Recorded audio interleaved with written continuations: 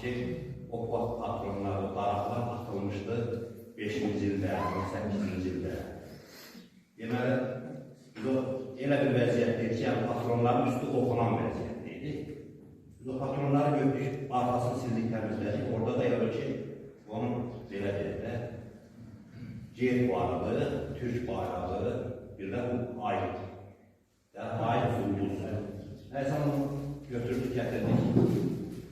Rəhmətlik babam Şumal kişi vardı. Şumal kişiyə göstərdik ki, bəs belə belə. Firdə səngər qazırdıq. Bu patronlar çıxdı. Arxasında da ay ulduzu var. Bu nədir belə? Yəni, sonra söhbət elədi ki, bana, Allah bunları nəhlət eləsin. Yəni, 5-ci ildə şəxsən Türk komutanların adını var. Yəni, 18-ci ildə nəhlət elədi. Falan kəsdə, baxın, mənim olduğum ev var. Olacaq yerləri buraydı. Siz durduğunuz, siz qazdığınız səngərdə də həmən o Türk əskərlərə, yəni komutanların şəxsən alınmadı.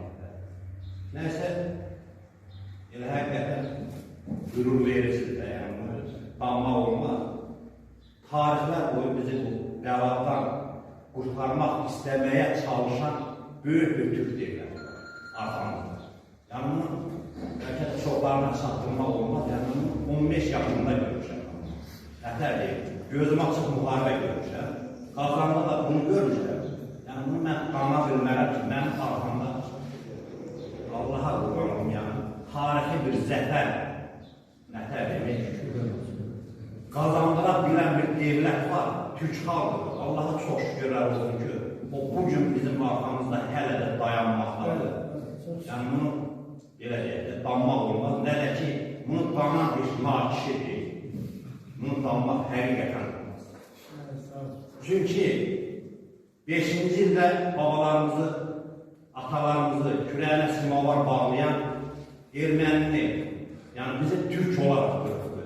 Mən heç bir erməninin, belə deyək də, danışığında eşitməmişəm ki, Azərbaycanlı gəldi bizim uşağı öldürdü, bizim əskəri öldürdü, eşitməmişəm mən bu sözü.